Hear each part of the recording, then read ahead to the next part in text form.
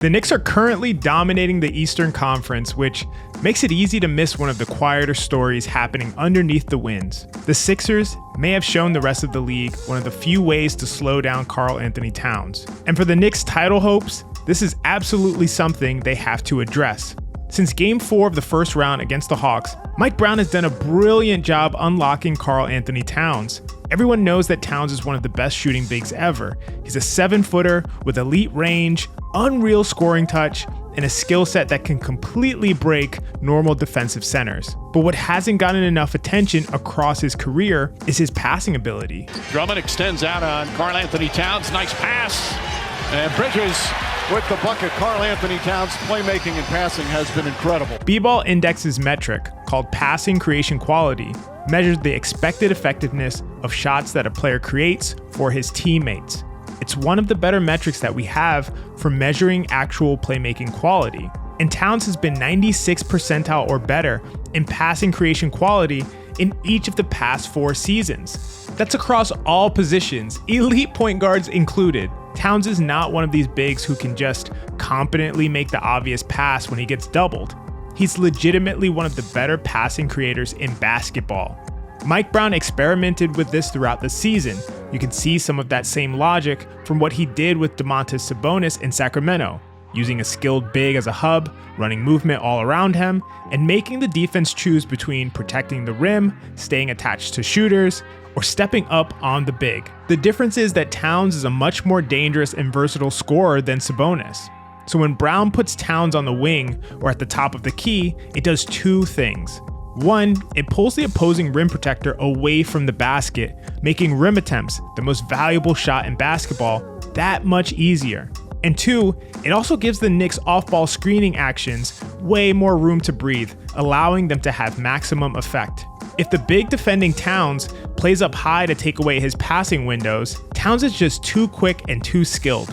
He can put the ball on the floor, get downhill, and create a layup or a foul. If the big hangs back, Towns can pull the 3, which he's still one of the best in the world at, or just dice up the defense with his passing all game long. That's why opposing coaches are in hell trying to figure out what to do with him. I know this, he's beating him repeatedly with the same move because Drummond and Bona now are overextending to such an extent.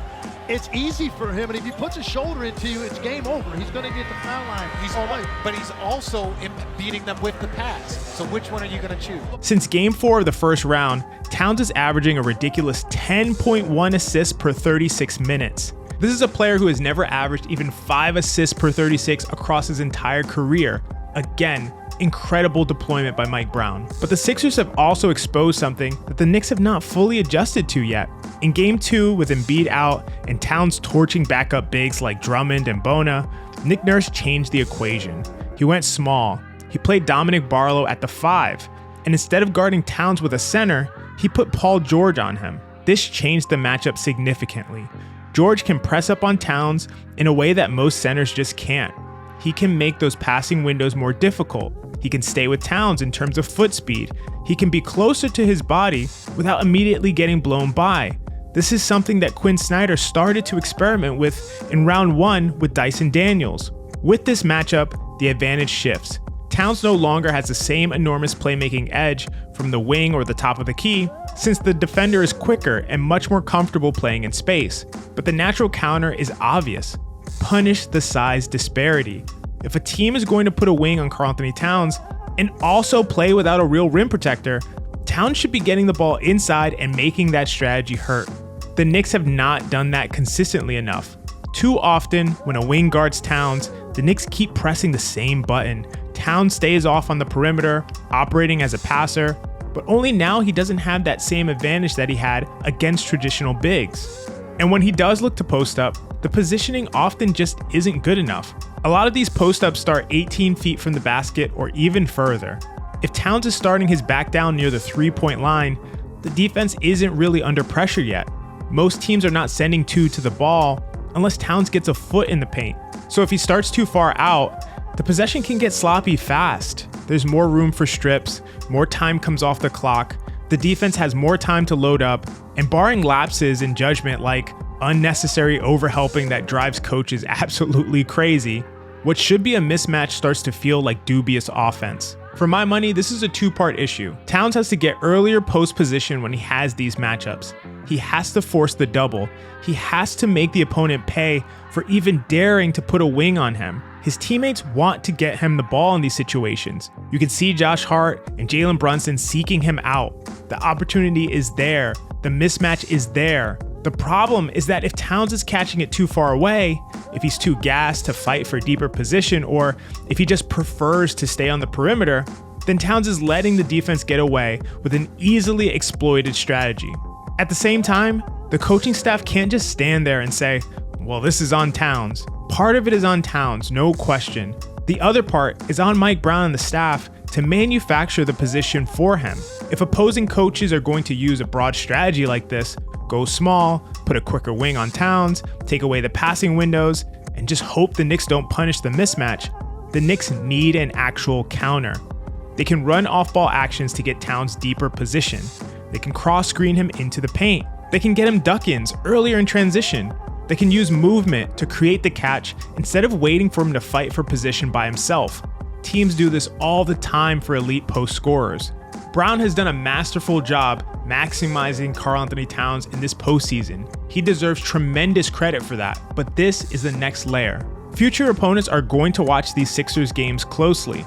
The Knicks look like one of the most dominant teams in basketball right now, and they're in an incredible position. Every team from here is going to search for whatever little edge they can find. Outside of getting Towns in foul trouble, this is the cleanest way teams have found to slow this version of him down. Go small, put a quicker wing on him, take away those easy passing windows, and just hope Towns and the Knicks don't consistently punish the mismatch inside. Teams have always tried to put a wing on Towns to slow him down. This is well known and well studied at this point, but often that's in order to have a center roam around by the rim, making drives that much more difficult. Now we're seeing teams start to deploy this approach without a rim protector even on the court. With Towns' playmaking being leveraged to an effect that it never has before, this new spin on an old strategy has the potential to neutralize the Knicks' best and most unstoppable offensive attack. This doesn't mean that the approach is some magic answer. It should absolutely be punishable. Towns has to demand better position. The Knicks have to help him get it. And Brown has to make sure that when teams take away one version of Towns' value, the Knicks immediately lean into the other one.